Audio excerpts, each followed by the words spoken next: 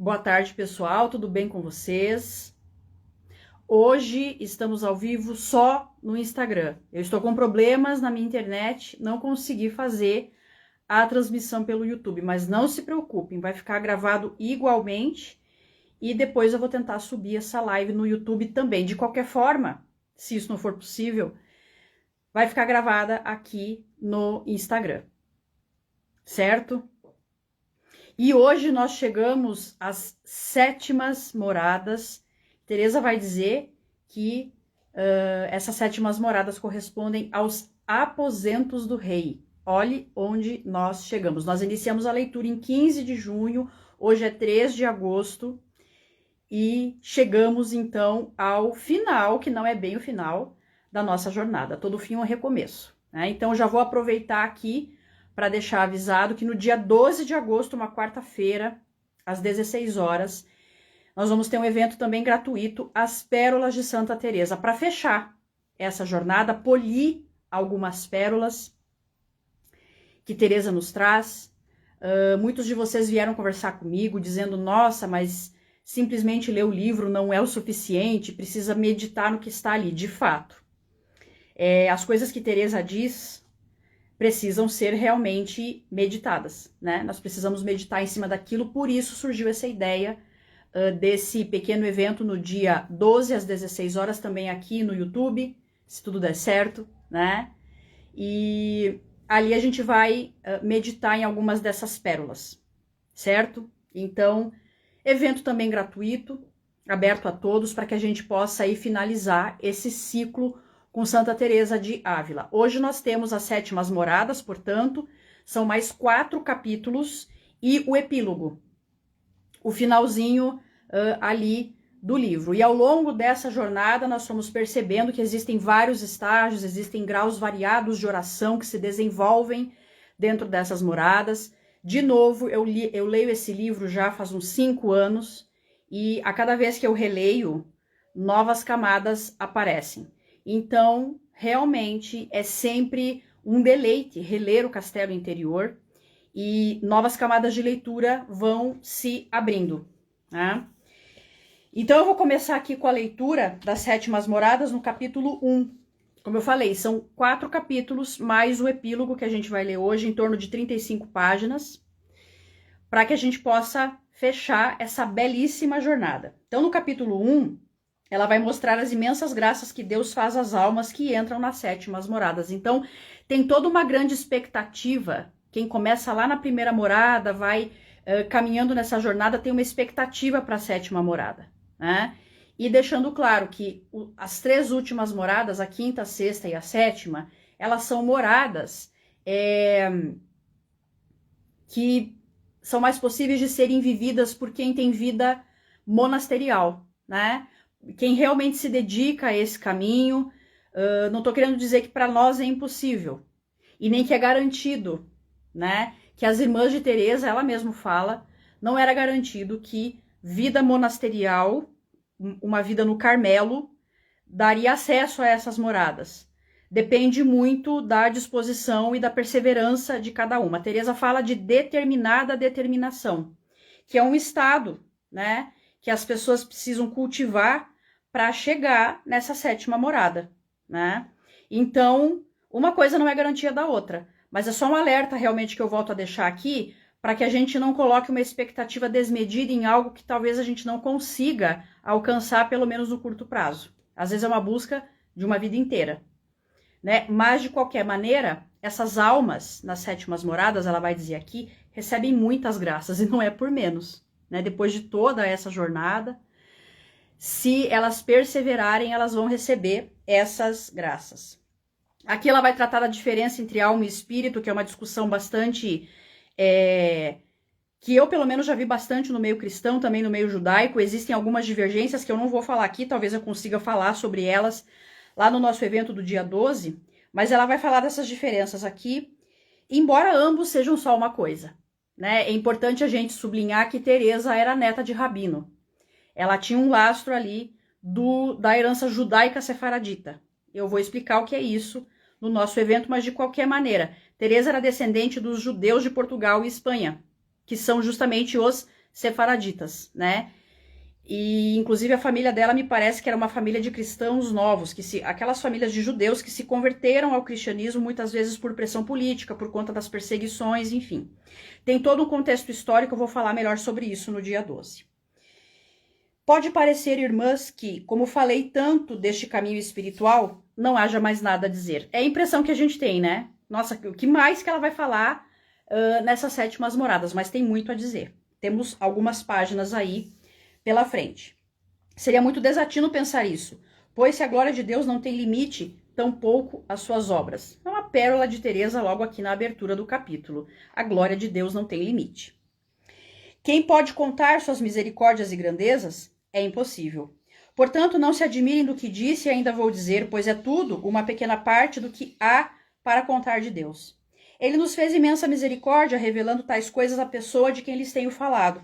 Pois quanto mais soubermos acerca de como se comunica às criaturas, mais louvaremos sua grandeza e mais nos esforçaremos para não ter em pouca conta as almas com as quais o Senhor tanto se deleita. Cada uma de nós tem alma, mas como não sabemos apreciar devidamente a sua dignidade de criatura feita à imagem de Deus, não compreendemos os imensos segredos que ela encerra. Outra pérola maravilhosa, né?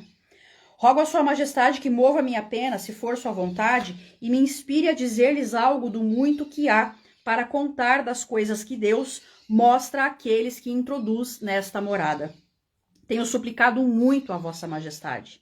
Ele sabe que meu desejo é revelar as suas misericórdias e que o seu nome seja mais louvado e glorificado. Espero não por mim, mas por vocês, irmãs, que ele me conceda essa graça e que vocês entendam o quanto importa que este esposo não deixe de celebrar o matrimônio espiritual com suas almas por culpa de vocês, pois essa graça traz grandes benefícios, como verão. Ó grande Deus, uma criatura tão miserável como eu treme ao ocupar-se de coisa que não lhe pertence e não merece entender. Estou em grande embaraço, pensando se não seria melhor acabar em poucas palavras essa morada, porque vocês poderão supor que eu a conheço por experiência própria. Sabendo quem sou, isso seria terrível e grandíssima vergonha para mim. Por outro lado, sinto que deixar de mostrá-la seria ceder à tentação e à fraqueza, embora vocês possam realmente fazer maus juízos como esse. Que Deus seja louvado e conhecido um pouquinho mais. Olha que lindo, né? Inclusive essa nossa leitura aqui colabora para isso. E grite contra mim o mundo inteiro. Tanto mais que talvez eu já esteja morta quando vocês lerem isso. De fato, ela vai morrer acho que uns 5, 6 anos depois, né? Seja bendito aquele que vive e viverá para sempre. Amém. Quando nosso Senhor quer mostrar a compaixão que sente por essa alma que tem padecido tanto por desejá-lo, a quem espiritualmente já considera como sua esposa, antes mesmo de se consumar o matrimônio espiritual, ele a introduz em sua morada, que é esta 7ª. Acredito que, assim como há no céu, na alma também deve haver uma mansão, ou digamos outro céu, onde habita apenas a sua majestade. Na alma existe um céu onde ele habita. Lindo isso. É muito importante, irmãs, entendermos que a alma não é uma coisa escura. Já que não podemos vê-la, frequentemente parecerá que dentro dela há alguma escuridão, como se não houvesse ali uma luz tão brilhante como o sol que temos neste mundo. Confesso que a alma que perdeu o estado de graça é assim mesmo. Não por falta do sol da justiça que continua no seu interior dando-lhe o ser, mas sim porque ela não se encontra em condição de receber a sua luz, como creio ter dito nas primeiras moradas. Certa pessoa tinha compreendido que essas almas desventuradas estão como que num cárcere escuro, de pés e mãos atados, cegas e mudas, impossibilitadas de fazer nenhum bem que lhes permita merecer a graça. Devemos nos compadecer delas e lembrar que, há algum tempo, nós mesmas estávamos assim e que o Senhor também pode ter misericórdia delas. Tenhamos, irmãs, particular zelo de lhes suplicar pelos que estão em pecado mortal e não nos descuidemos disso, pois é grandíssima a caridade. Muito maior do que se socorrêssemos um cristão preso a um poste, de mãos atadas por uma grossa corrente, morrendo de fome, não por lhe faltar comida, pois tem diante de si finos manjares, mas por não poder alcançá-los e levá-los à boca. Sente imensa amargura e vê que vai expirar, não para a morte que conhecemos aqui, e sim para a morte eterna. Não seria muita crueldade de nossa parte não levar à sua boca qualquer coisa de comer? E se, atendendo nossas orações, lhe tirassem as correntes, vocês já podem ver quanto bem podemos fazer assim. Pelo amor de Deus, lembrem-se sempre dessas almas em suas orações. Mas não é delas que eu quero falar agora. Tratemos das almas que, por misericórdia de Deus, já fizeram penitência de seus pecados, estão em estado de graça e, portanto, já não se encontram sitiadas e limitadas como aquelas outras. A alma é um vasto mundo interior onde cabem tantas e tão lindas moradas como as que vocês viram. Olha que lindo. Isso porque dentro dela há uma morada para o próprio Deus. Quando Sua Majestade quer lhe conceder a graça desse divino matrimônio, faz primeiro que ela entre nesta morada. Desta vez, porém, Sua Majestade não quer que seja como antes, quando a introduziu aqui, por meio daqueles arrebatamentos que já descrevi, para uni-la consigo, segundo creio. É o que ocorre na oração de união que mencionei, ainda que aí a alma não perceba, tanto como aqui nesta morada, que foi chamada para entrar em seu centro, mas supõe que entrou apenas na parte superior de si mesma. Enfim, isso pouco importa. De todo modo, na oração de união, o Senhor a une consigo, mas a fazendo cega e muda como São Paulo em sua conversão, e a impedindo de sentir a graça que goza. O grande deleite que a alma sente naquele arrebatamento é ver-se junto de Deus. De novo, o grande deleite que a alma sente no arrebatamento é ver-se junto de Deus. Coisa linda isso. Mas logo ela perde os sentidos e não vê mais nada. Aqui, porém, é diferente. O nosso bom Deus quer tirar-lhe as escamas dos olhos para que ela veja e entenda algo da graça que lhe faz, embora seja de uma maneira extraordinária. Introduzida nesta morada por visão intelectual, a Santíssima Trindade se mostra, as três pessoas, mediante certa representação da verdade, provocando uma grande comoção do espírito, como se ele fosse tocado por uma nuvem de fortíssima claridade. Por meio de uma revelação admirável, a alma entende, com um grandíssimo acerto, que essas três pessoas distintas são uma só substância, um só poder, um só saber e um só Deus. Desse modo, aquilo que sabemos pela fé, ali a alma compreende, podemos dizer, por meio dessa visão, ainda que seja diferente da visão dos olhos do corpo, porque não é visão imaginária. As três pessoas se comunicam com ela e a fazem entender aquelas palavras do Senhor no Evangelho, segundo as quais ele e o Pai e o Espírito Santo viriam morar com a alma que o ama e guarda os seus mandamentos. Ó, valha-me Deus, quanta diferença entre ouvir essas palavras e acreditar nelas por um lado, e por outro compreender por revelação divina como são verdadeiras. De novo, quanta diferença entre ouvir algo e acreditar no que se está ouvindo por um lado, ou compreender por revelação divina como aquelas palavras são verdadeiras. Existe realmente uma grande diferença, né? A cada dia essa alma se surpreende mais, sentindo que essas visões nunca se afastam dela. Vê claramente que estão no interior de sua alma. No mais interior, num lugar muito profundo que não sabe descrever porque não tem estudo. Apenas sente em si essa divina presença. De novo, vamos repetir. Num lugar muito profundo que não sabe descrever porque não tem estudo, mas ela sente a presença divina. Tudo isso pode dar a impressão de que a alma está fora de si e de tão embevecida não se ocupa de mais nada. Mas não é assim, pois ela serve a Deus muito mais do que antes e só desfruta daquela agradável companhia nos momentos de descanso. A meu ver, se a alma não falta a Deus, ele jamais deixará de fazê-la sentir vivamente a sua presença.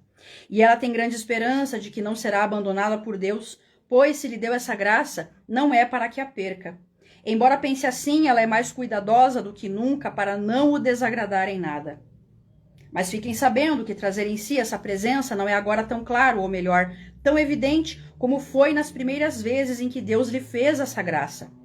Se fosse assim, seria impossível ocupar-se de qualquer outra coisa e até mesmo viver em sociedade. Mas, ainda que não seja com aquela nitidez inicial, a alma sempre percebe a sua presença. É como se uma pessoa estivesse cercada de gente num aposento muito iluminado e fechassem de repente as janelas, pondo lugar às escuras. Não é porque lhe tiraram a luz e não vê nada que vai duvidar de que todos continuam ali.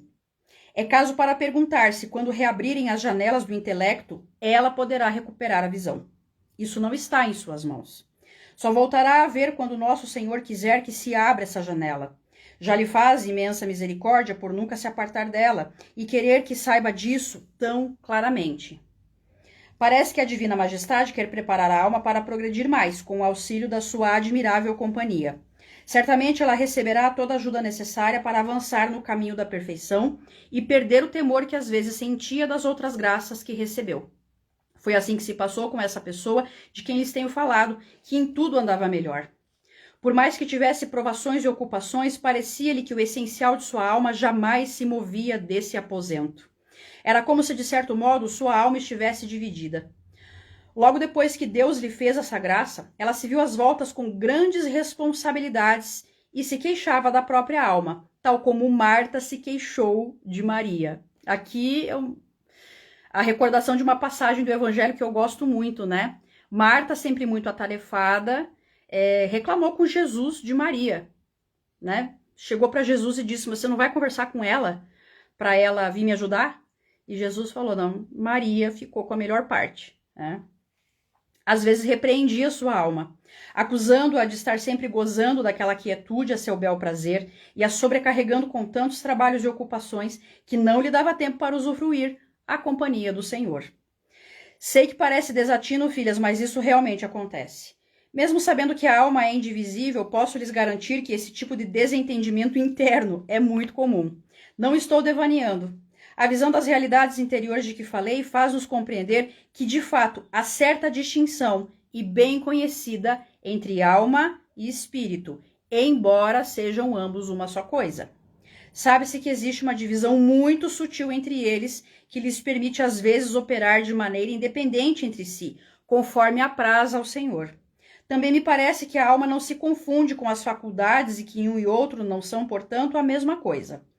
Há em nós tantas e tão refinadas faculdades que seria muita pretensão querer enumerar todas. Lá entenderemos esse segredo se o Senhor fizer a graça de nos levar por sua misericórdia. Agora, capítulo 2, ela prossegue no mesmo assunto, trata da diferença entre noivado espiritual e matrimônio espiritual, e ela vai explicar isso com refinadas comparações.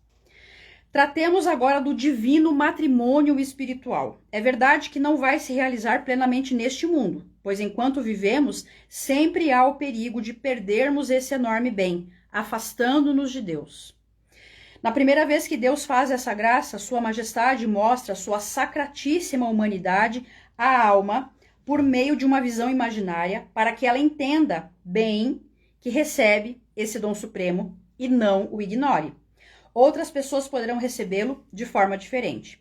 A pessoa de quem falamos tinha acabado de comungar quando o Senhor se apresentou com grande resplendor, formosura e majestade, tal como se mostrou depois de ressuscitado.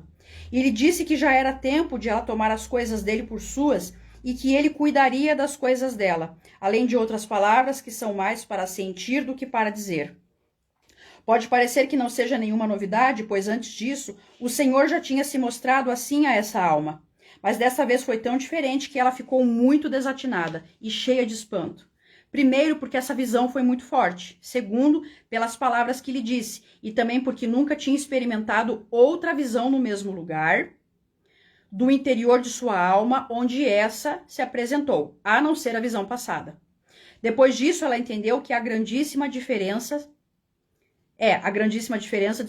entre todas as visões anteriores e as desta morada. Tão grande como há entre o noivado espiritual e o matrimônio espiritual. Isto é, como há entre dois noivos que ainda podem se separar e dois casados que não podem mais. Já expliquei que faço essas comparações porque não conheço outra melhor. Mas entendam que aqui não há sensações físicas. É como se a alma já não estivesse no corpo, mas só em espírito. Tampouco há sensações físicas no matrimônio espiritual, porque essa união secreta passa-se no lugar mais interior da alma, que deve ser onde Deus está, e, a meu ver, não é preciso porta para entrar. Disse que não é preciso porta porque me parece que tudo o que falei até aqui se dá por meio dos sentidos e faculdades da alma, que são as portas que Deus atravessa para chegar a ela. De novo, os sentidos e faculdades da alma são as portas que Deus atravessa para chegar a ela.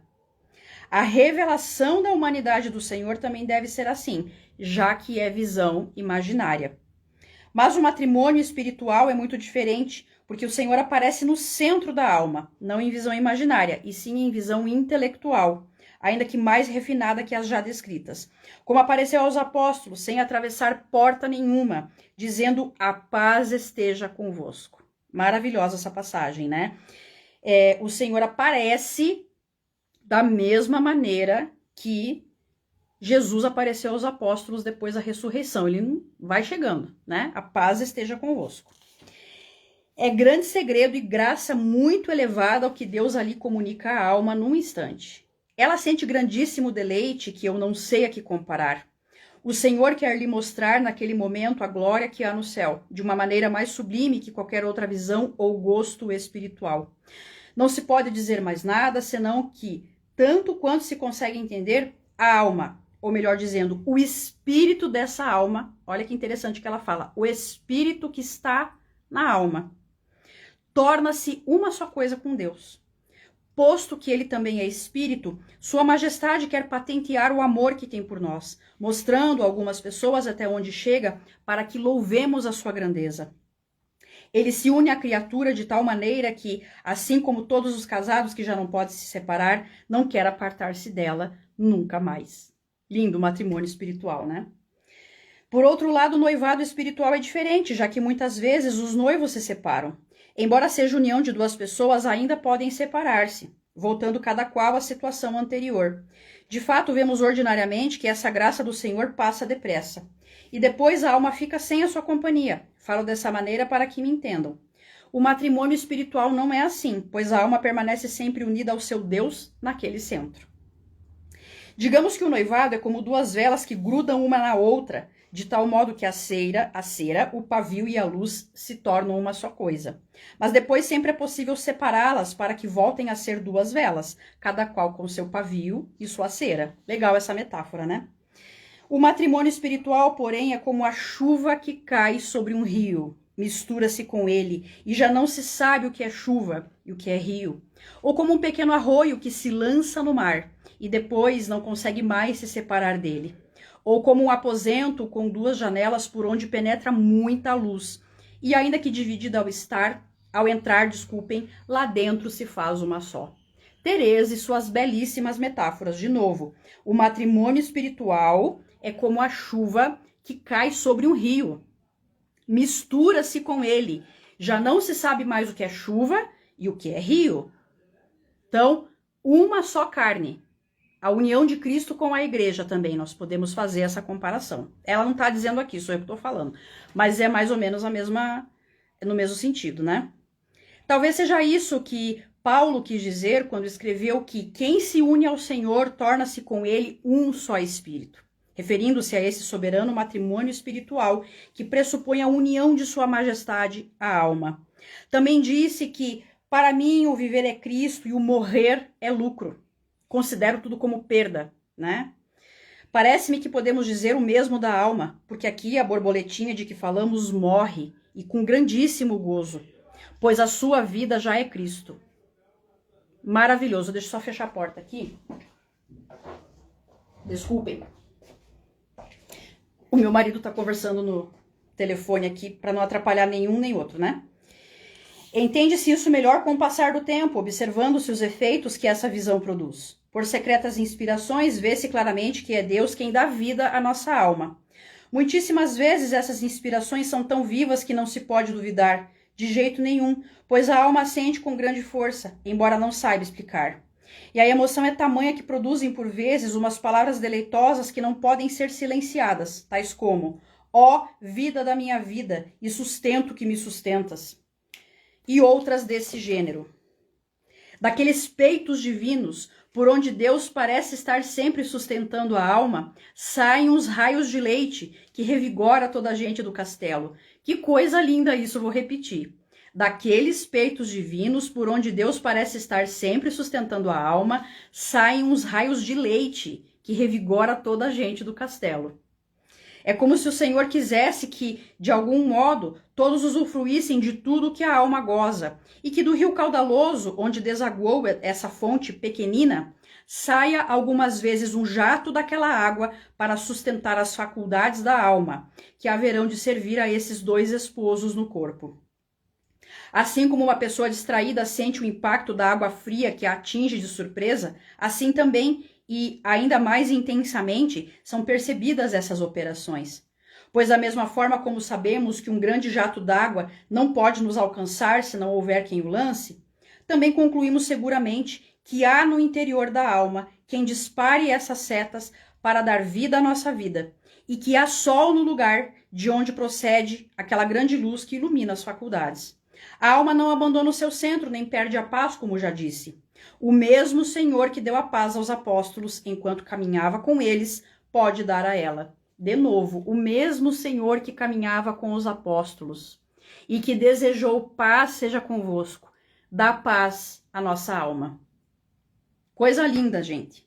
Nossa, Teresa é Teresa, né? Creio que a saudação do Senhor aos apóstolos deve ter produzido um efeito muito maior do que parece à primeira vista. Assim como quando disse a gloriosa Madalena que fosse em paz, as palavras do Senhor são em nós como obras já feitas. Está tudo consumado. Deviam operar de tal modo naquelas almas predispostas que afastava delas tudo que tinham de corporal para deixá-las como puro espírito, a fim de que pudessem se unir ao espírito incriado. Uma palavra estranha, né? Incriado. Enfim. De certo, quem se esvaziar e se desapegar de todas as criaturas por amor de Deus será totalmente preenchido por ele. Quem nos dera, né? Por isso, nosso Senhor Jesus Cristo orou por seus apóstolos, não sei onde, e pediu que fossem um só com o Pai e com ele, como Jesus Cristo está no Pai e o Pai está nele. Ai, eu tô me emocionando aqui, coisa linda isso. Não sei se há amor maior do que esse. Aqui podemos todos entrar, pois Sua Majestade disse, não rogo só por eles, mas por todos aqueles que também haverão de crer em mim. E acrescentou, eu estou neles. João 17, 20 e 23. É o meu evangelho favorito, né? Evangelho de João é vida. Amo. Ó, valha-me Deus, que palavras verdadeiras. Como as compreende a alma que as vê realizadas em si mesma nessa oração. E como as entenderíamos todas se não fosse por nossa culpa, pois as palavras de Jesus Cristo, nosso Rei e Senhor, não podem falhar.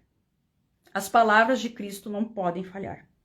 Mas porque nós falhamos em nos fortalecer na fé e nos desviar de tudo que pode embaçar essa luz, não nos reconhecemos nesse espelho que contemplamos e reflete a nossa imagem. Voltando ao assunto, assim como, segundo dizem, o céu empíreo, onde está nosso Senhor, não se move como os demais, assim também é aqui. Quando o Senhor introduz a alma nesta sua morada, isto é, no centro dela mesma, parece que já não há aquela agitação das faculdades e da imaginação que a perturbavam e lhe tiravam a paz. Mas isso não significa que, tendo chegado ao ponto onde Deus lhe faz essa graça, a alma esteja segura de sua salvação e de não voltar a cair. Deixando bem claro, ela pode voltar a cair, infelizmente, né? Mas ela chega num ponto onde Deus faz uma graça tremenda. Mas não é sobre isso, né?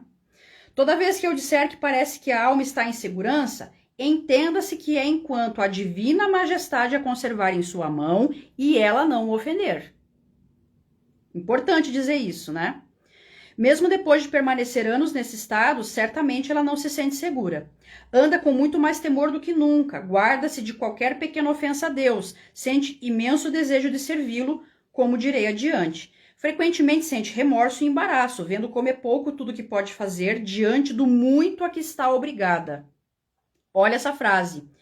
É pouco tudo que pode fazer diante do muito a que está obrigada, porque quanto mais ela recebe, mais ela quer compartilhar, né? E não é pequena cruz, senão grande penitência. No que se refere a fazer penitência, quanto maior, mais lhe dá prazer. A verdadeira penitência para ela é quando Deus lhe tira a saúde e as forças. Olha o que ela está dizendo aqui. Ainda que noutra parte eu já tenha falado da grande aflição que isso lhe traz, aqui é maior, muito maior. Pois tudo deve lhe vir de onde está plantada a raiz. A árvore que está junto da corrente d'água tem mais frescor e dá mais fruto. Então, por que haveríamos de nos maravilhar dos desejos desta alma? Seu verdadeiro espírito, centro de si mesma, está em perfeita união com a água celestial de que falamos. De volta ao assunto, não pensem que as faculdades, sentidos e paixões estejam sempre nessa paz. A alma, sim. Nesta morada, não deixa de haver tempos de guerra, de sofrimento, de fadigas, mas geralmente não podem lhe tirar a paz, nem a afastar do seu centro. Então, o que quer que aconteça nesse lugar, pelo que eu estou entendendo, né? A gente pode retomar a oração de Teresa. Nada te perturbe. Deus basta. Só Ele basta. E a gente tem dificuldade de chegar nesse lugar. Nada te perturbe. Talvez seja essa uma expressão, uma possível expressão dessas 7 moradas. O centro da nossa alma ou espírito é coisa muito difícil de descrever e até mesmo de crer. Temo que vocês, irmãs, possam ser tentadas a não acreditar em mim devido à minha inabilidade com as palavras. Imagine se ela fosse hábil, né? Não é fácil aceitar que a alma possa estar em paz enquanto suporta tribulações e sofrimentos. Vou tentar explicar com 1 ou 2 comparações. Queira Deus que eu consiga, mas se não, eu sei que eu digo a verdade. Imaginem um rei em seu palácio, lá vem Teresa com as suas metáforas de novo. Imaginem um rei em seu palácio e que haja muitas guerras e sofrimento em seu reino. Nem por isso ele abandona o seu posto. Aqui também é assim. Mesmo que as outras moradas sejam invadidas por feras venenosas em meio a grande confusão, e se ouça o estardalhaço que elas fazem, nenhuma se atreve a entrar nessas 7 moradas, nem consegue fazer a alma sair daqui. O tumulto da luta travada nos outros aposentos do castelo a aflige um pouco, mas não a alvoroça, nem lhe tira a paz, porque as suas paixões já foram dominadas. Que nós possamos chegar nesse lugar, dominar as paixões. Por isso que existe a guerra, existe a luta, mas ela não se abala, porque ela dominou as paixões. Dessa forma, as feras têm medo de entrar aqui, prevendo que sairiam ainda mais subjugadas. Aqui ela já tem condição, ela já tem força para subjugar, né? Se nos dói o corpo inteiro, mas a cabeça está sã, não há razão para ela doer também. Estou rindo dessas comparações que não me agradam, mas não sei de nenhuma outra. Pensem o que quiserem, mas o que eu disse é verdade. Também gostei dessa... Também estou rindo aqui, né? Enfim. Agora vamos para o 3º capítulo, em que ela descreve os grandes efeitos que essa oração produz. É preciso examiná-la com atenção e cautela, pois são muito diferentes dos que acompanham as graças anteriores. Vamos falar agora dessa borboletinha que já morreu, imensamente alegre por ter encontrado repouso e porque Cristo vive nela. Borboletinha já morreu. Vejamos que vida leva e como é diferente da vida que tinha. Os efeitos nos mostrarão se é verdade o que disse. Até onde sei, os efeitos são estes. Vamos lá. Primeiro, um esquecimento de si mesma, como se de fato já não existisse. Eu tô de novo rindo aqui porque, né, quem nos dera. Todo o seu ser está de tal maneira transformado que não se reconhece mais. Não se lembra de que haverá céu para ela, nem vida, nem honra, porque está toda empenhada em procurar a Deus. Parece que as palavras de Sua Majestade produziram um efeito transformador. Realmente, ele lhe pediu que cuidasse das coisas dele e disse que ele cuidaria das coisas dela. Imagina chegar nesse nível. Né? Não, eu cuido das suas coisas e você vai cuidar das minhas agora. Né? É um acordo muito interessante. Depois disso, ela já não teme nada que possa acontecer. Sente um estranho esquecimento de si, como se ela não fosse verdadeiramente nada.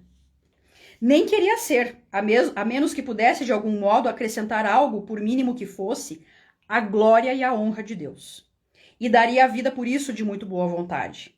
Não pensem, filhas, que essa alma negligencie suas necessidades, como dormir e comer, o que seria grande tormento. Aqui vem muitas vezes um equívoco que a gente vê, uma confusão, né, entre negligenciar as coisas básicas, como dormir, comer, trabalhar e viver isso que ela está relatando. Uma coisa é uma coisa, outra coisa é outra coisa.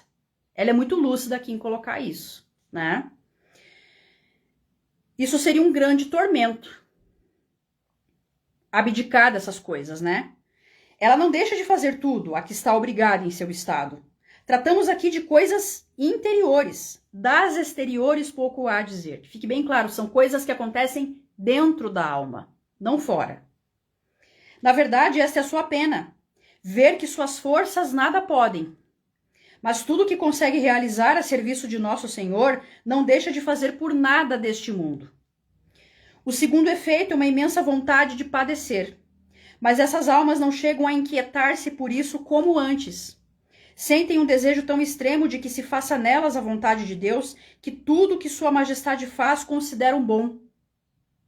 Se quiser que padeçam, que assim seja, senão não se matam por isso como em outros tempos. Existe aqui uma segurança de que Deus sabe o que faz. Então ela não se perturba realmente, né? Também sentem um grande gozo interior quando são perseguidas. Olha isso. Com muito mais paz do que tinham anteriormente nessa situação, e sem nenhuma inimizade para com os que lhes fazem ou desejam mal. Ao contrário, sentem por eles especial amor, de maneira que, se os veem sofrendo alguma tribulação, sentem-no ternamente e tomariam sobre si qualquer sofrimento para livrá-los. Encomendam-nos a Deus de muito boa vontade e gostariam de perder as graças que Sua Majestade lhes dá, para que eles as recebessem e não voltassem a ofender nosso Senhor. Que coisa linda, né? Que coisa linda isso que ela está dizendo. O que mais me espanta em tudo isso é que, como vocês viram, essas almas já passaram por muitas tribulações e aflições, desejando morrer para regozijar-se com o nosso Senhor. Mas agora é tão grande a vontade de servi-lo, de que ele seja louvado por meio delas e de ajudar alguma alma, se puderem, que não só não desejam morrer, mas até querem viver muitos anos, padecendo grandíssimas provações, para que o Senhor seja louvado, ainda que só um pouquinho. Mesmo se tivessem certeza de que haviam de gozar a visão de Deus quando sua alma saísse do corpo, não fariam questão de sair já. Não pensam na glória dos santos, nem desejam ver-se igualmente glorificadas. A sua glória está em poder ajudar de algum modo ao crucificado, em especial quando veem que é tão ofendido e como são poucos os que realmente zelam por sua honra, desapegados de tudo mais. É verdade que às vezes se esquecem disso e sentem um terno desejo de gozar de Deus e sair deste desterro, principalmente ao ver como é pouco tudo que lhe podem fazer a serviço dele. Mas logo voltam a si, lembrando-se que ele está continuamente junto delas. Com isso se contentam e oferecem à Sua Majestade o querer viver como uma oblação, a mais cara que podem lhe dar. Não sentem nenhum medo da morte, não mais do que teriam de um suave arrebatamento.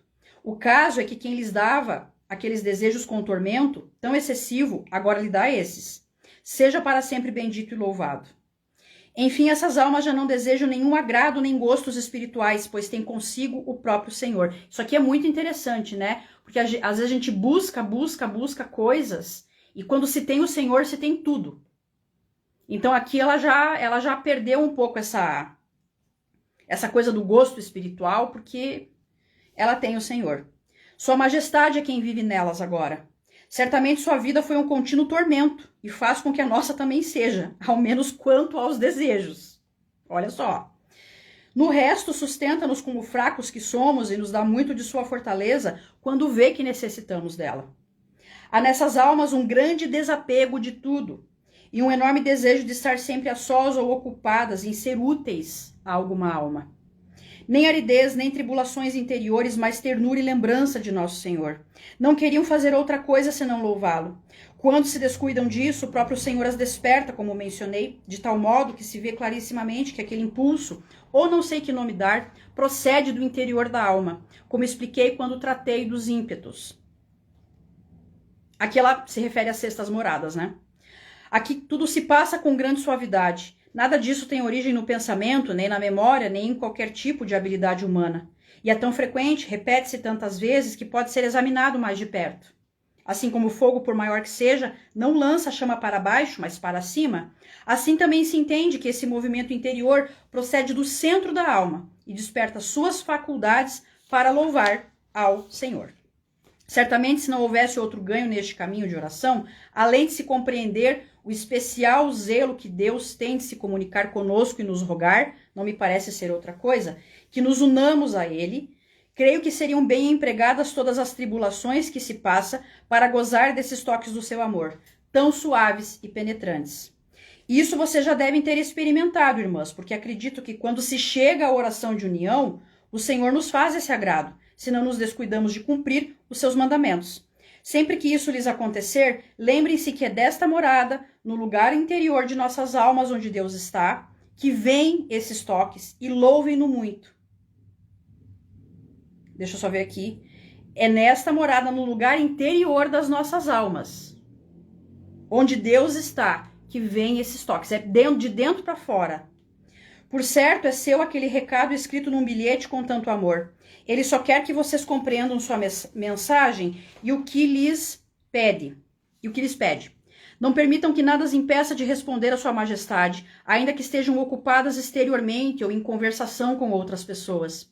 Acontecerá muitas vezes nosso Senhor querer fazer-lhes em público essa graça secreta.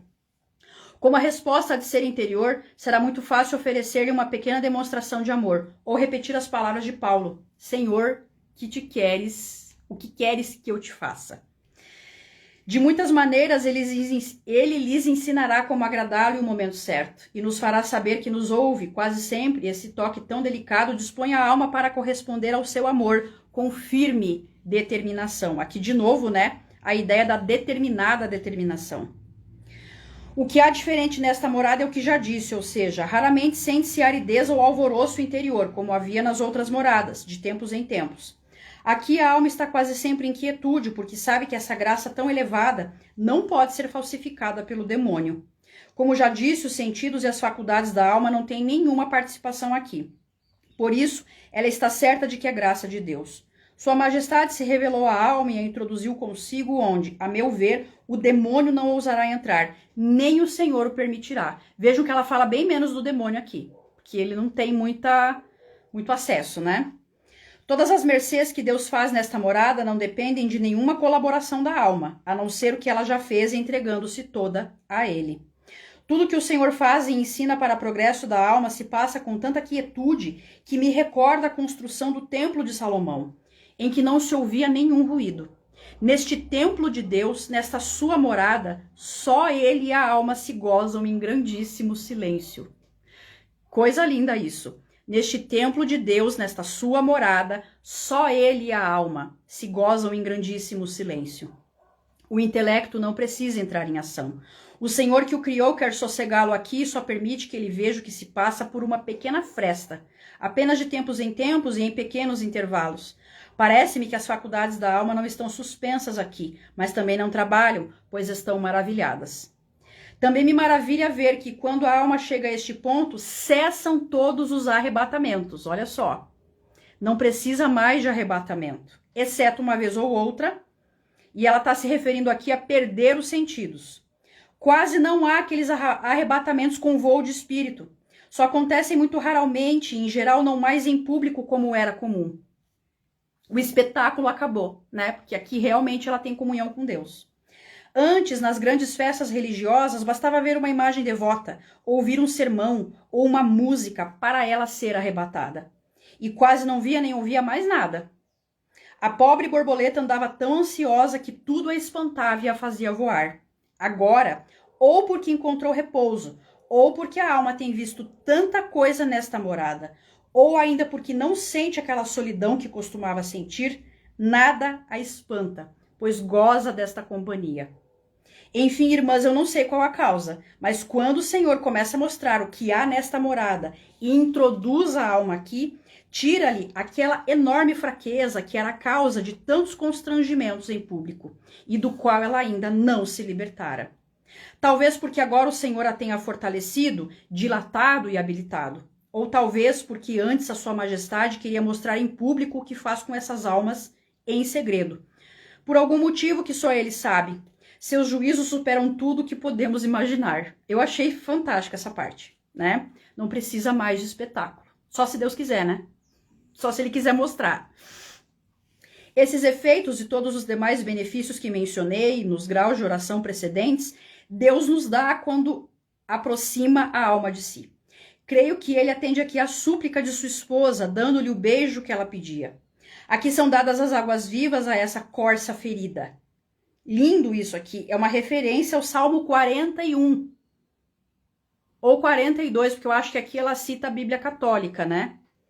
Assim como a corça anseia pelas fontes d'água, a minha alma anseia por ti, ó Deus. E aqui ela tem essa água. Né? Aqui a alma se deleita no tabernáculo de Deus. Aqui a pombinha que Noé enviou para ver se acabar a tempestade, acha a oliveira, sinal de terra firme em meio às águas e tempestades deste mundo. Que coisa linda isso. Nossa. Ó Jesus, quem saberá todas as passagens da Escritura que deve haver para mostrar essa paz da alma? Deus meu, que vedes o quanto importa, fazei que os cristãos queiram buscá-la. Olha o que ela está dizendo aqui. Deus meu, fazei com que os cristãos queiram buscá-la. E aqueles a quem a tendes dado, não lhes tireis por vossa misericórdia. Enfim, a alma sempre viverá com esse temor, até que lhe deis a verdadeira paz, e a leveis aonde essa paz não pode acabar. Disse a verdadeira paz, não porque essa não seja, mas porque poderíamos voltar à primeira guerra se nos apartássemos de Deus. Olha o perigo, né? Se apartar de Deus aqui, volta tudo de novo, né? E que sentirão essas almas vendo-se em perigo de perder tão grande mercê, isso as faz ainda mais cautelosas. E procuram tirar forças de sua fraqueza para não deixarem, por culpa sua, de fazer tudo o que puderem para agradar a Deus. Quanto maior é o favor recebido de sua majestade, tanto mais acovardadas e temerosas ficam de si mesmas.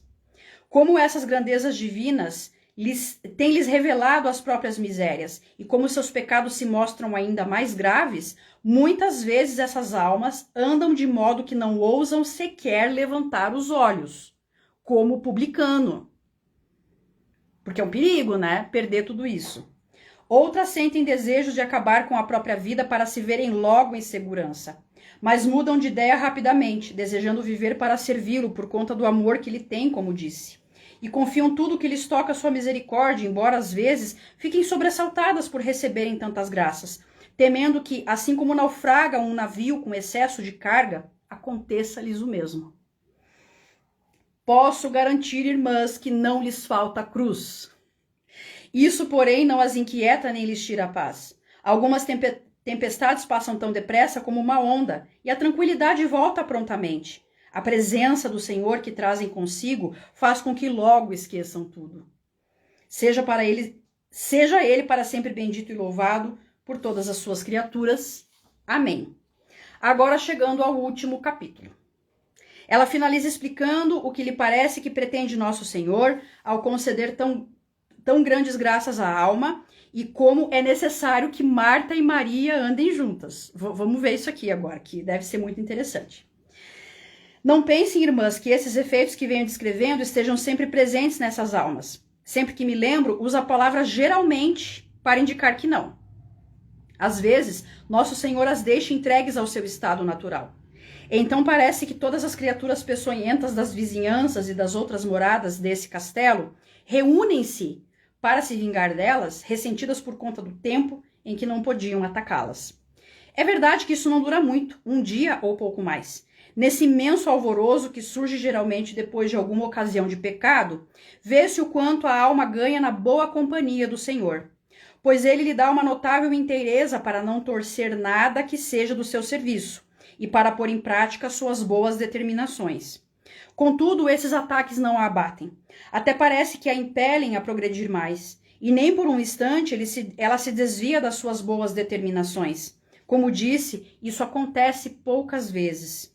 Nosso Senhor o permite para que ela não se esqueça de sua condição humana falível e conserve a humildade. Prestem atenção, o Senhor permite os ataques para que ela não se esqueça da humildade.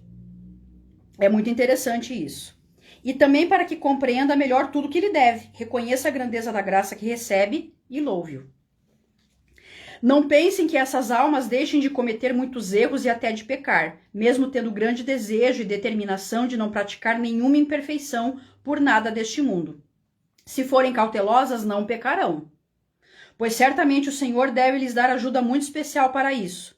Refiro-me a pecados veniais, porque dos mortais, até onde podem ver, estão resguardadas, embora não inteiramente livres, pois cometerão alguns sem saber, o que será grande tormento para elas. Também penam vendo as almas que se perdem. De certo modo, têm grande esperança de não serem dessas, mas quando se recordam de algumas pessoas mencionadas na Sagrada Escritura, que pareciam ser favorecidas pelo Senhor, como Salomão, que tanto se comunicou com sua divina majestade, não podem deixar de temer, como já disse. Aquela que se sentir mais segura de si, tema mais, porque felizes os que temem o Senhor, como diz Davi. Que sua majestade nos ampare sempre. Suplicar-lhe isso para que não o ofendamos é a maior segurança que podemos ter. Seja para sempre louvado. Amém. Será bom explicar-lhes, irmãs, por que razão o Senhor concede tantas graças neste mundo. Examinando os efeitos que elas produzem, vocês já poderão entender se prestarem atenção. De todo modo, quero voltar a dizer aqui para que ninguém pense que seja só para agradar a essas almas. E isso seria grande erro. Na verdade, a maior de todas as graças é quando Sua Majestade nos dá uma vida que seja imitação da que viveu seu Filho tão amado.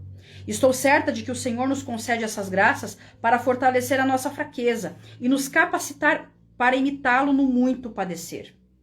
Aqueles que mais de perto acompanhavam a Cristo, nosso Senhor, foram sempre os que sofreram as maiores provações. Vejam o que passou sua gloriosa mãe e os gloriosos apóstolos. Como vocês acham que Paulo pôde suportar tamanhas tribulações? Por aqui podemos ver que efeitos produzem a contemplação e as visões quando são de nosso Senhor, e não fruto da imaginação ou engano do demônio. Porventura São Paulo, está falando do apóstolo Paulo, né? Retirou-se depois de receber tais graças para se deleitar com elas, sem fazer mais nada?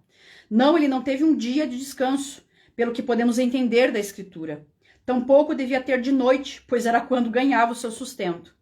Gosto muito do que se conta de São Pedro, apóstolo Pedro, que ia fugindo do cárcere quando nosso Senhor lhe apareceu e disse que estava a caminho de Roma para ser crucificado outra vez. Nunca deixo de sentir particular consolo quando rezamos essa festa e se lê tal passagem. Que efeito produziu essa graça do Senhor sobre Pedro? Que fez ele? Foi logo para a morte. É grande misericórdia do Senhor encontrar quem a receba. Ó, minhas irmãs, que esquecimento deve ter de seu descanso, que pouca importância deve dar à própria honra, e com que firmeza deve renunciar à aprovação do mundo, à alma onde o Senhor está presente de maneira tão especial. Se ela permanece sempre com ele, como é o caso, pouco deve lembrar-se de si. Toda sua mente há de ocupar-se em contentar-lhe cada vez mais e em descobrir como demonstrar o amor que ele tem. A oração é para isso, minhas filhas. Para isto serve esse matrimônio espiritual, para que nasçam sempre obras. Essa é a maior prova de que são obra e graça de Deus, como já disse. Pouco me vale ficar recolhida a sós, adorando a nosso Senhor, propondo e prometendo fazer 1000 maravilhas a seu serviço, se saindo dali, na primeira ocasião, faço tudo ao contrário. Olha o que ela está dizendo. Fiz mal em dizer pouco me vale, pois tudo o que fazemos em companhia de Deus é muito proveitoso, mesmo que não tenhamos força para cumprir logo os nossos propósitos. Mais cedo ou mais tarde, Sua Majestade nos dará ânimo para isso. Talvez até mesmo quando mais nos pesar, como acontece muitas vezes. Quando vê a alma muito covarde, dá-lhe um trabalho muito grande, contrário à sua vontade, e faz com que ela saia com lucro. Então, como a alma compreende isso, diminui o medo que a impedia de se oferecer a ele. Volto a dizer, quando afirmei que pouco me vale ficar recolhida a sós adorando a nosso Senhor, quis mostrar que é muito mais proveitoso quando nossas palavras e ações estão unidas e a serviço do Senhor. Quem não puder fazer isso desde já, que o faça aos poucos e vá dobrando a própria vontade. Assim poderá colher os frutos da oração. Vivendo retiradas em nossos mosteiros, não lhes faltarão oportunidades. Notem que isso é muito mais importante do que eu saberei recomendar. Ponham os olhos no crucificado e tudo que vocês fizerem parecerá pouco. Se Sua Majestade nos mostrou o seu amor com tão espantosas obras e sofrimentos, como querem contentar-lhe só com palavras? Vocês sabem realmente o que é ser espiritual? É fazerem-se escravas de Deus, para que, marcadas com o seu ferrete, que é a cruz, pois já lhe deram a sua liberdade, possa vendê-las como escravas do mundo inteiro, como ele foi. E assim o Senhor não lhes faz nenhuma ofensa, mas grande graça. Se ainda não se determinaram a isso, posso lhes garantir que terão muito lucro se o fizerem. A humildade é o fundamento de todo esse edifício, como já disse. Se não há humildade verdadeira para seu próprio bem, o Senhor não as elevará muito alto. a fim de que vocês não deem com tudo por terra. Então, irmãs, se quiserem construir sólidos alicerces, cada uma trate de ser a menor de todas e escrava das outras, procurando servir-lhes e dar-lhes contentamento. Desse modo, tudo que fizerem farão mais para si mesmas do que para as outras. Será como assentar firmemente as pedras de base para que esse castelo não venha a ruir. Mas, repito, não se pode construir os alicerces deste castelo só com oração e contemplação. Se vocês não procuram aprimorar e exercer as virtudes, sempre ficarão anãs. Legal isso aqui. Nesse caso, queira Deus que não lhes aconteça algo pior do que apenas parar de crescer, porque vocês já sabem que quem não cresce, descresce. Decresce. Acho impossível que o amor, se é realmente amor, permita-se ficar ocioso. Não estou dizendo que o trabalho árduo seja para os principiantes e que já podem descansar os que chegaram a estas 7ª moradas. Como disse, o sossego que essas almas mais adiantadas têm no interior é para compensar o pouco que têm, nem querem ter no exterior. Vocês acham que aquelas inspirações de que falei, ou melhor dizendo, aquelas aspirações servem para quê?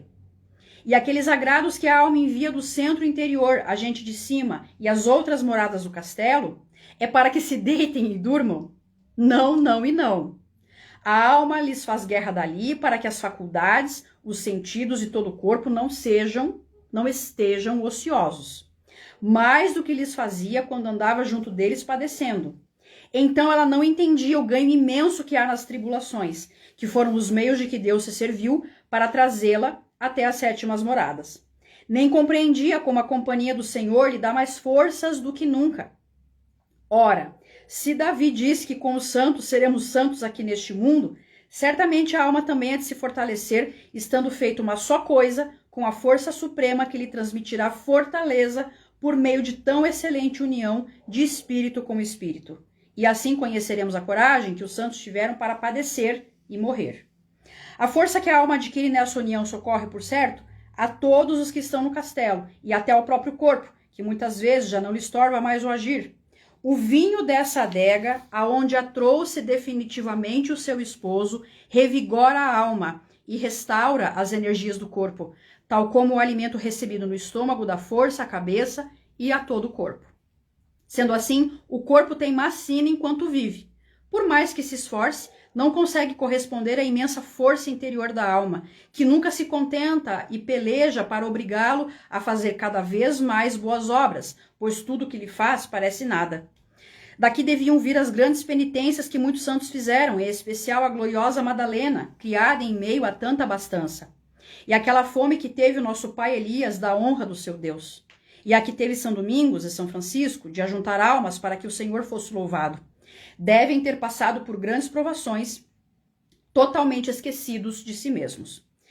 É isso que eu quero, minhas irmãs. Procuremos alcançar esse desprendimento de nós mesmas, não para nosso deleite, mas para receber forças e servir. Desejemos a oração e ocupemo-nos dela. Estamos quase terminando, mas acho que mais umas 4 páginas já encerramos. Não tomemos caminhos desconhecidos, pois certamente nos perderemos na melhor parte. Seria muito temerário pensar que podemos receber essas graças de Deus por outro caminho, que não aquele por onde foram e vão todos os seus santos. Que isso nem lhes passe pela cabeça. Creio-me que Marta e Maria devem andar juntas para acolher ao Senhor, tê-lo sempre consigo e não faltar ao dever de hospitalidade, negando-lhe algo de comer. Como Maria poderia servi-lo sentada a seus pés se sua irmã não ajudasse? É boa pergunta, né? O alimento que devemos oferecer ao Senhor é, de todas as maneiras que pudermos, ganhar almas para que se salvem e louvem a Deus para sempre. Vocês me dirão 2 coisas. Uma é que o Senhor disse que Maria tinha escolhido a melhor parte, que foi o que eu falei para vocês aqui, né? Mas isso é porque ela já tinha feito o trabalho de Marta. Olha que interessante o que ela está falando aqui. Agradando ao Senhor quando lavou-lhe os pés e enxugou-os com seus cabelos. Ela já tinha feito o que Marta estava fazendo, né? Vocês acham por acaso que seria pouca mortificação uma senhora desacreditada como ela caminhar cheia de fervor pelas ruas e sem saber de onde tirava forças, entrar onde nunca antes estivera suportar as murmurações do fariseu e tantas outras que deve ter ouvido. Que raciocínio interessante. A mulher brilhante, né, trazendo aqui uma outra perspectiva sobre Marta e Maria. Tamanha mudança de vida é rara entre gente de costumes tão corrompidos, considerando que ela está dizendo aqui que a mulher do vaso de alabastro, que em alguns evangelhos é Maria, seria uma prostituta, né? Não a Maria, irmã de Lázaro, mas aqui ela está meio que misturando e querendo dizer, olha, ela enfrentou a murmuração do fariseu, ela teve a coragem de ir lá, né, lavar, enfim, os pés de Jesus, a questão do perfume, etc. E daí depois Marta estava fazendo a parte dela, né?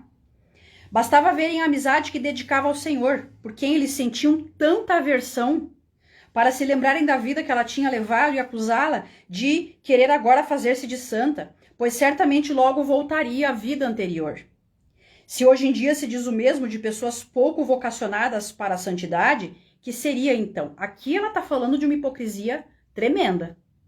O perigo da gente julgar quem não está com o Senhor numa vida espiritual e etc, né? Estejam certas, irmãs, que aquela melhor parte vinha depois de muitas provações e mortificações. Ver seu mestre sendo tão odiado já era dor intolerável para ela. O que dizer da aflição que sentiu depois, na morte do Senhor? Tenho para mim que ela não sofreu martírio, porque já tinha passado por isso, assistindo à morte do Senhor e sofrendo o terrível tormento da sua ausência nos anos que ainda viveu. Por aí se vê que ela não usufruía sempre o prazer da contemplação aos pés do Senhor. Outra coisa que vocês me dirão é que não sabem levar almas a Deus, e que fariam de muito boa vontade, sim, mas não tendo o costume de ensinar e pregar como tinham os apóstolos. Não sabem fazê-lo. Eu acho que aqui eu li de um jeito estranho, mas eu vou ler de novo. E que fariam de muito boa vontade, sim, mas não tendo o costume de ensinar e pregar, como tinham os apóstolos, não sabem fazê-lo. Já tratei desse assunto por escrito algumas vezes, não sei se neste castelo. Mas como creio que esse dilema ainda lhes atormenta a consciência, movido pelos desejos que o Senhor lhes dá de servir ao próximo, vou repetir aqui que às vezes o demônio nos dá grandes ambições para que deixemos de fazer o que está ao nosso alcance no serviço do Senhor e fiquemos muito contentes por apenas sonhar com grandes obras impossíveis. Vocês já ajudam muito com suas orações. Não queiram servir o mundo inteiro, mas sim as pessoas com as quais vocês convivem. Olha que legal isso aqui. Não queiram servir o mundo inteiro. Em primeiro lugar, as pessoas com as quais vocês convivem. Essa será a sua maior obra, porque vocês estão mais obrigadas a ajudá-las. Pensam que é pouca coisa dar exemplo de grande humildade e ter imenso desejo de se mortificar, servir as irmãs e mostrar tanta caridade para com elas, ao ponto de fazer que esse fogo de amor pelo Senhor incendeie a todas e desperte nelas as demais virtudes? Será serviço muitíssimo agradável ao Senhor. Fazendo aquilo que está ao seu alcance, a sua majestade saberá que vocês ajudam muito e lhes dará um grande prêmio, como se ganhassem inúmeras almas para ele. Vocês dirão que isso não é converter almas, porque aqui todas são boas. Mas quem lhes mandou fazer isso? Quanto melhor vocês forem, mais agradáveis os seus louvores serão ao Senhor, e suas orações beneficiarão mais ao próximo. Enfim, minhas irmãs, vou concluir dizendo que não devemos levantar torre sem base sólida. O Senhor olha menos para a grandeza das obras e mais para o amor com que são feitas. Desde que façamos o que for possível, Sua Majestade cuidará para que possamos progredir cada dia mais e mais, senão nos cansamos logo. No pouco tempo que dura esta vida, às vezes ainda menos do que se espera, ofereçamos ao Senhor o sacrifício que pudermos, interior e exteriormente. Sua Majestade o juntará ao sacrifício na cruz que Ele mesmo ofereceu ao seu Pai por nós, né? Para lhe imprimir o valor que o nosso amor tiver merecido, embora sejam pequenas as nossas obras. Queira Sua Majestade, minhas filhas e irmãs, que nos vejamos todas onde sempre o louvemos, e que Ele me dê a graça de realizar alguma das boas obras de que lhes falei aqui, pelos méritos de seu Filho, que vive e reina por todo sempre. Amém. Confesso que termino de escrever tomada de grande temor. Por isso, peço-lhes pelo mesmo Senhor que não se esqueçam desta pobre miserável em suas orações. Agora vamos para o epílogo, que ela vai fazer algumas considerações finais, né? Quando comecei a escrever este tratado, foi com as dúvidas de que falei no princípio, mas agora, depois de concluído, estou contente com o resultado, embora reconheça que é muito pequeno, e dou por bem gasto o tempo que me tomou. Considerando a vida enclausurada e o pouco divertimento que vocês têm, minhas irmãs, bem como a falta de espaço em alguns de nossos mosteiros, parece-me que será boa compensação deleitarem-se nesse castelo interior, pois sem licença dos superiores, vocês podem entrar e passear nele a qualquer hora. Isso serve para nós também, né? Podemos entrar e andar por ele qualquer hora. É verdade que não poderão entrar em todas as moradas com suas próprias forças, por maiores que lhes pareçam. Apenas o senhor do castelo pode introduzi-las nelas. Sendo assim, aviso-lhes que não forcem a entrada se encontrarem qualquer resistência. Desgostariam sua majestade a tal ponto que nunca mais as deixaria entrar. Ele aprecia muito a humildade. Se vocês se considerarem em tão pouca conta que nem em sonho se julguem merecedoras de entrar nas terceiras moradas, ganharão mais depressa sua vontade para fazê-las chegar às quintas. E de tal maneira lhe poderão servi-lo, voltando a elas muitas vezes, que acabará por introduzi-las na morada que ele tem para si. E aí, chegando, não saiam mais, exceto para atender um chamado da prioresa, cuja vontade este senhor quer tanto que vocês cumpram como se fosse a sua, por conta da tutela, né, que havia ali da prioresa, né? Ainda que passem muito tempo fora por obediência às ordens da prioresa, quando voltarem, ele sempre lhes abrirá a porta. E uma vez habituadas a gozar desse castelo, em todas as coisas acharão descanso, mesmo que sejam muito penosas, devido à esperança que ninguém poderá lhes tirar de voltar a ele. Embora sejam apenas 7 moradas, há muitos aposentos em cada uma delas, embaixo, em cima, nos lados, com lindos jardins e fontes, além de muitas outras coisas tão agradáveis que vocês desejarão se desfazerem louvores ao grande Deus, que criou o castelo, à sua imagem e semelhança. Coisa linda isso. Se vocês encontrarem algo de bom no que escrevam em obediência à ordem que recebi de dar notícia dele, creiam que na verdade foi sua majestade que o disse para lhes dar contentamento. E o que acharem de mal foi dito por mim. Pelo imenso desejo que tenho de ajudá-las a servir a este meu Deus e Senhor, peço-lhes que cada vez que vocês lerem este livro, louvem muito a nosso Senhor Jesus Cristo em meu nome e supliquem-lhe o aumento da sua igreja e luz para os luteranos. Roguem-lhe também que perdoe os meus pecados e me tire do purgatório, pois talvez esteja lá, por misericórdia de Deus, quando vocês chegarem a ler isto, se for aprovado pelos letrados. Olha aqui, os letrados iam ter que aprovar esse manuscrito. Se houver algum erro é por falta de entendimento. Em tudo me sujeito ao que ensina a Santa Igreja Católica Romana e nisto vivo, professo e prometo viver e morrer. Seja Deus nosso Senhor, para sempre louvado e bendito. Amém. Amém. Acabou-se de escrever este livro no mosteiro de São José de Ávila, no ano de 1577, véspera de Santo André, para a glória de Deus, que vive e reina para sempre sem fim. Amém. E assim também eu encerro essa leitura. E eu quero fazer aqui um comentário. Eu achei muito interessante essa leitura que ela faz de Marta e Maria. Muitas vezes nós nos habituamos a ouvir no meio cristão leituras e interpretações de letrados, com todo respeito aqui, pelas pessoas que estudam a Bíblia e pregam, né, as escrituras, mas nós nos deparamos com leituras que criticam Marta. E aqui ela está falando que não é assim que funciona. Marta e Maria precisam andar juntas. E todas nós temos Marta e Maria dentro da gente. E aí a gente se converte e acha, nossa, agora eu preciso fazer tudo por Deus. E sim, ela está dizendo que nós entregamos a nossa vida a Ele. Entretanto, ela é muito lúcida ao dizer que não significa que você não deve comer, dormir, viver a sua vida, trabalhar. Uma coisa é uma coisa, outra coisa é outra coisa. E Maria, para chegar à contemplação, também fez a sua obra. Então, as duas andam juntas. Eu achei isso muito interessante, eu quis enfatizar isso, porque, e aqui eu já tô falando demais, né? Já tô igual a Tereza, tô falando demais. Vou falar com humildade, porque essa é a proposta. Nós vemos pessoas presas em cadeias espirituais, achando que não, agora minha vida acabou. Não é assim. Não é assim. E ela deixa isso claro aqui. Então, ela era uma mulher muito esclarecida, muito inteligente, e que nós possamos compreender, mesmo que não concordemos com tudo. que nós possamos compreender que não é sobre o que acontece fora, é sobre o que acontece dentro. O cordeiro é sacrificado dentro, não fora. Pelo contrário, nós precisamos servir as pessoas com quem nós vivemos, a nossa família, os nossos maridos e etc. Né? Então aqui é uma questão de lucidez, trazer lucidez para a vida espiritual e não confundir as coisas. E ela traz essa lucidez, ela discorre sobre tudo isso com muita pertinência. Amei essa parte. A Ana Paula está falando aqui, né, dessa parte aí de Marta e Maria. Nós escutamos muitas pregações criticando Marta. E nós somos Marta. Nós também, as obras são importantes. E ela deixa claro aqui de que adianta viver tudo isso se não são feitas obras. Não é sobre ser workaholic nem nada.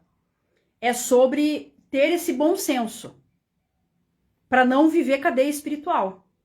Eu, por exemplo, eu sou uma professora universitária, eu sou acadêmica. Eu me distanciei do meio acadêmico quando eu me converti, por circunstâncias externas também, mas eu entrei muito nisso, sendo que não tinha nada a ver uma coisa com a outra. Né? O Senhor quer mais é que a gente faça a diferença. O Senhor quer mais que a gente estude.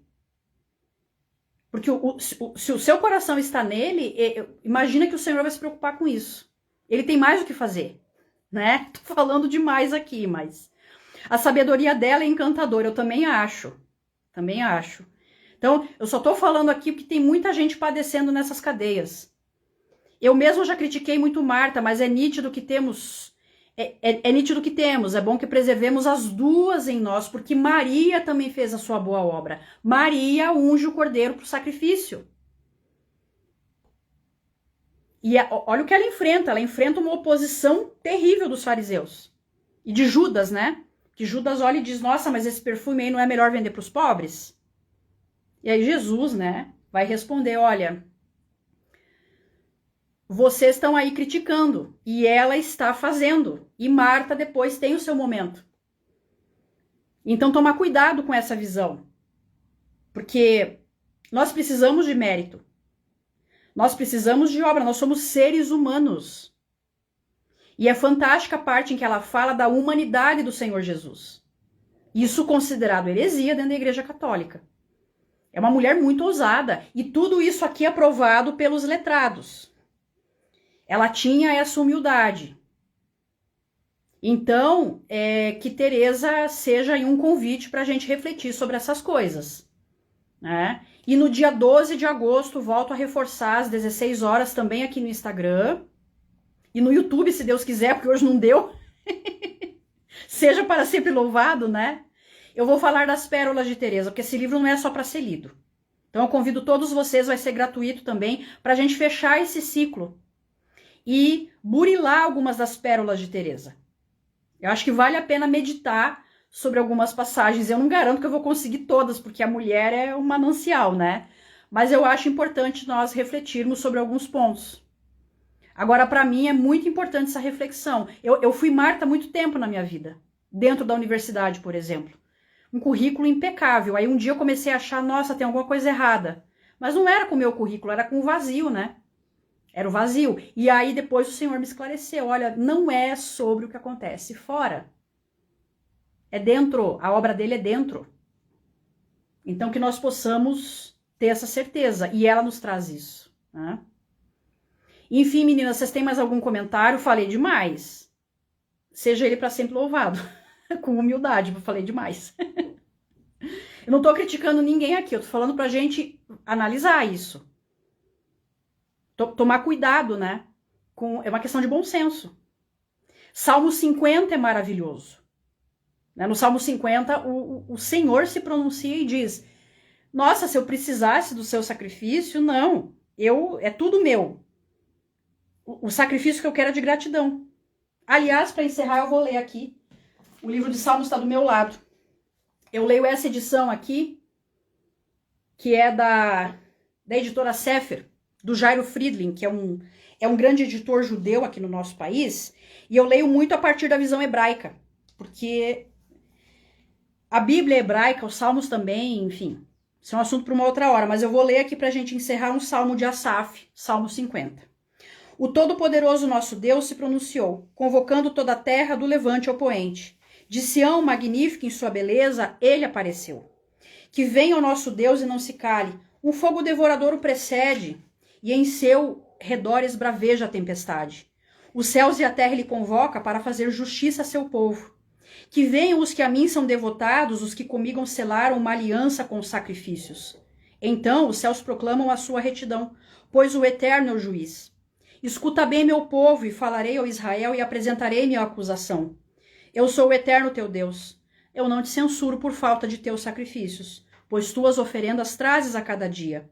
Não requisito novilhos de teus cercados, nem cabritos de teus rebanhos, pois a mim pertencem todos os animais das florestas e todos os rebanhos dos montes. Conheço cada ave das montanhas e cada criatura que rasteja pelos campos. Meus eles são. Se tivesse fome, eu não precisaria te dizer, pois a mim pertence o universo e tudo que há nele. Porventura me alimento da carne dos novilhos ou do sangue dos cabritos? Oferece antes um sacrifício de agradecimento e cumpre teus votos para com o Altíssimo. Clama por mim na hora da aflição, que eu te ampararei e tu me glorificarás. Quanto aos ímpios, diz o Eterno, porque recitas minhas leis e tens em teus lábios as palavras da minha aliança, tu que abominas qualquer disciplina e renegas minhas palavras, ao encontrar um ladrão, a ele te associas e por companhia buscas os adúlteros. Tua boca dedicaste ao mal e tua língua à falsidade. Te ocupas em falar contra o teu irmão e a difamar o filho da tua mãe.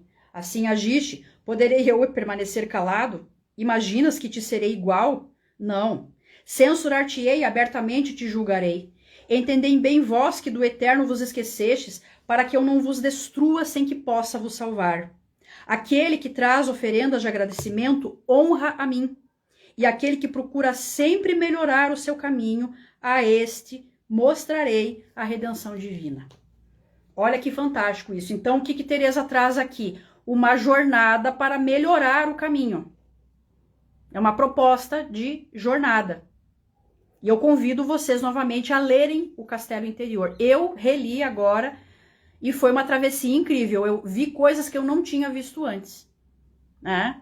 E ter isso em mente. O maior sacrifício é o de agradecimento e procurar melhorar o seu caminho. No Yom Kippur, os judeus oram, né? Ratano lefanerra. Pequei contra ti, me ajuda a fazer o certo.